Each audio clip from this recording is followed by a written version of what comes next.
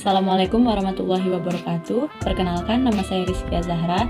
Saya dari Prodi Kewirausahaan kelas A, dan di sini saya ingin menjelaskan tentang ujian akhir semester saya di mata kuliah Psikologi dan Etika Bisnis.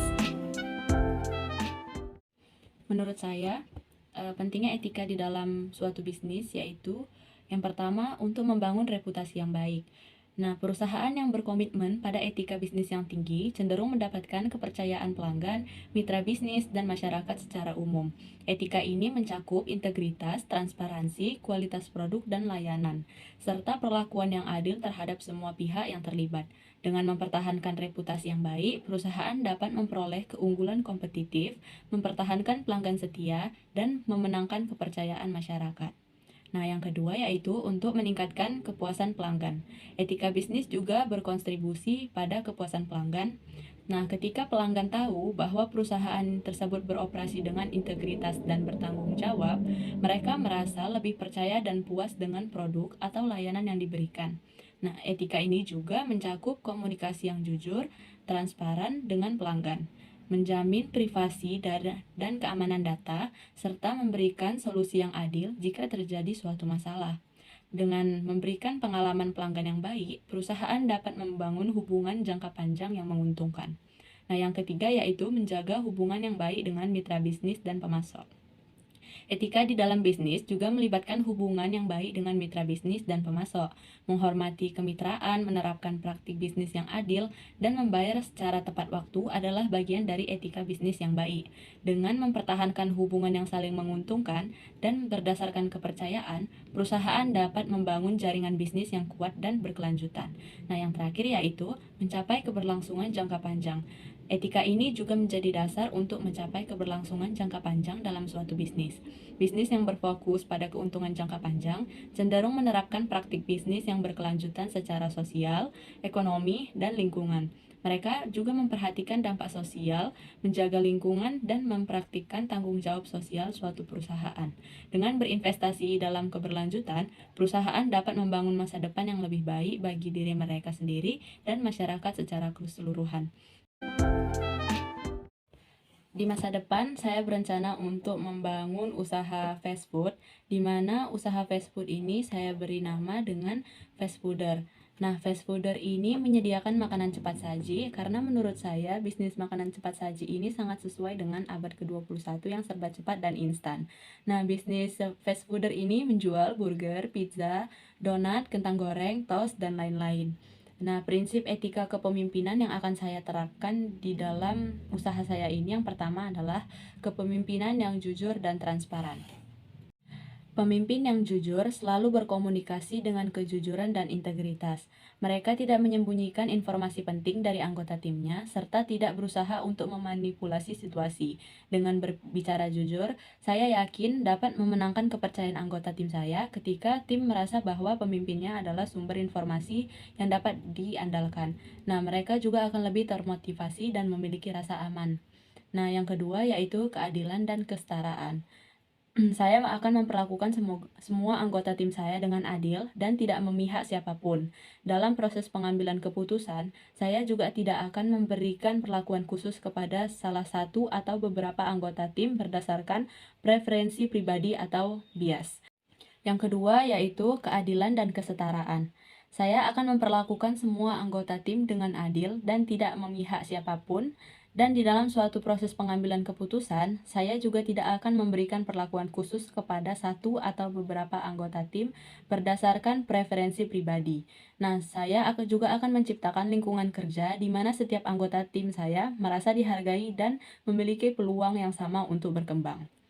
Nah, yang ketiga ada tanggung jawab sosial dan lingkungan. Saya akan bertanggung jawab secara sosial dan lingkungan karena seorang pemimpin harus memiliki kesadaran yang tinggi tentang dampak keputusan dan tindakannya terhadap masyarakat di sekitarnya.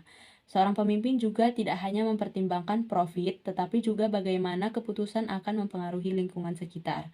Saya akan memastikan bahwa bahan-bahan yang digunakan dalam pembuatan fast food ini tidak berbahaya bagi konsumen maupun lingkungan. Nah, yang terakhir adalah memiliki sikap integritas profesional. Nah, integritas pada konsistensi antara kata dan tindakan Dan pemimpin juga harus menjadi teladan dalam hal ini.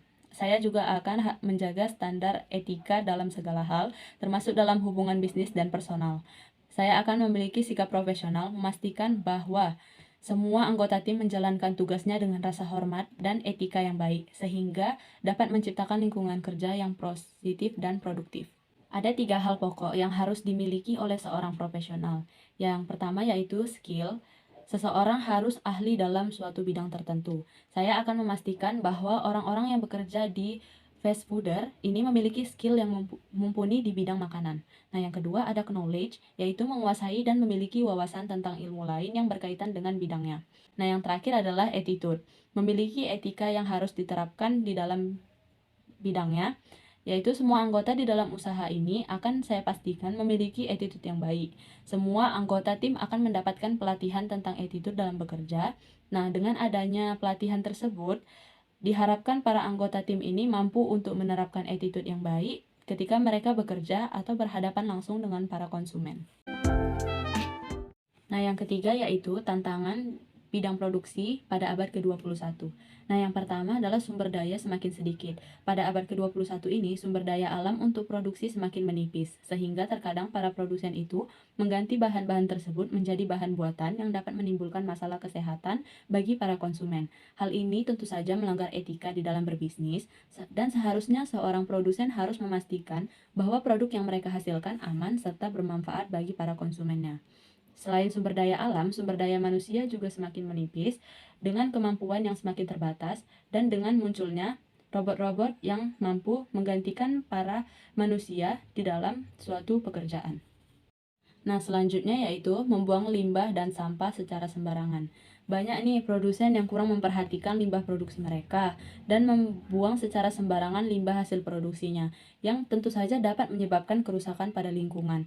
Nah, limbah yang beracun ini juga dapat berdampak pada kesehatan masyarakat sekitar. Nah, yang terakhir yaitu membahayakan keselamatan publik. Bukan sekedar hanya labelisasi aman atau tidak aman bagi barang konsumsi, banyak pengusaha yang rela membayar miliaran rupiah bagi segala bentuk labelisasi. Nah, seharusnya pengusaha itu membayar miliaran rupiah tersebut untuk perbuatannya yang membahayakan keselamatan publik. Hukum juga harus menjadi pencegah dan bukan pemicu perilaku ekonomi tak etis ini. Nah, produsen makanan, terutama untuk makanan anak-anak, mereka kebanyakan menggunakan pemanis buatan untuk menekan ongkos produknya. Namun, dalam kemasannya, mereka tidak mencantumkan batas penggunaan maksimal yang dapat dikonsumsi, mengingat efek yang ditimbulkan sangat berbahaya karena dapat menimbulkan penyakit kanker dan keterbelakangan mental. Nah, kasus yang saya ambil tentang pelanggaran etika yaitu yang pertama, kasus perusahaan Ajinomoto. Nah, manajemen Ajinomoto ini harus menarik puluhan ribu ton produknya yang terlanjur beredar di pasaran. Nah, tindakan ini harus ditempuh karena Majelis Ulama Indonesia telah menjatuhkan vonis, yaitu ada lemak babi pada bumbu masak cap mangkok merah itu. Bukan tuduhan yang ringan tentunya. Ajinomoto di mana saat dinyatakan oleh MUI bahwa produknya tidak halal, Ajinomoto mengalami kerugian dan harus menarik semua produknya. Kasus yang kedua yaitu kasus obat nyamuk HID. Nah, kasus obat anti nyamuk HID ini di mana PT Megasari Makmur ketahuan memakai bahan pestisida yang bisa menyebabkan kanker pada manusia di dalam produk barunya, walaupun zat tersebut sudah dilarang penggunaannya sejak tahun 2004 lalu. Nah, kasus yang terakhir yaitu kasus Indomie. PT Indofood Sukses Makmur mendapat larangan untuk beredar di Taiwan karena disebut mengandung bahan pengawet yang berbahaya bagi manusia dan harus ditarik dari peredaran. Nah, zat yang terkandung di dalam Indomie ini adalah metalin, paradioxbenzoat, dan benzoik acid atau asam benzoat.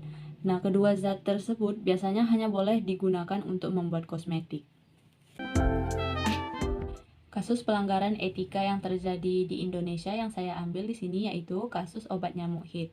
Nah, pada kasus ini dapat dilihat bahwa perusahaan melakukan pelanggaran etika bisnis terhadap prinsip kejujuran dan perusahaan besar pun berani untuk mengambil tindakan kecurangan untuk menekan biaya produksi. Nah, mereka juga mendapatkan laba yang besar dan ongkos produksi yang paling minimal. Dan mereka juga mengenyampingkan aspek kesehatan konsumen dan membiarkan penggunaan zat berbahaya dalam produknya. Nah, siapa yang bertanggung jawab atas masalah ini? Pihak yang seharusnya bertanggung jawab pada kasus ini adalah pihak produsen atau PT Megasari Makmur. Seharusnya produsen itu membagikan mutu produk yang baik serta nyaman untuk kesehatan konsumen dan tidak hanya membagikan harga yang murah saja dengan mengenyampingkan risiko pada konsumen. Nah, apa dampak isu etika terhadap perusahaan? Pihak produsen atau PT Megasari Makmur memutuskan untuk menarik seluruh produk hit yang sudah dipasarkan. Tentu saja hal ini menimbulkan kerugian bagi PT Megasari Makmur. Dengan adanya isu ini juga menurunkan kepercayaan masyarakat kepada produk ini. Dengan menurunnya kepercayaan tentu saja akan mempengaruhi laba dari suatu perusahaan. Isu ini juga melemahkan daya saing hit di pasaran. Nah, siapa yang dapat menyelesaikan masalah ini? Penyelesaian dari masalah ini adalah pihak produsen atau PT Megasari Makmur dengan menarik seluruh produk hit yang telah dipasarkan, dan pihak hit juga mengajukan izin baru untuk melakukan produksi dengan formula yang telah disempurnakan, bebas dari bahan kimia yang berbahaya. Lights will guide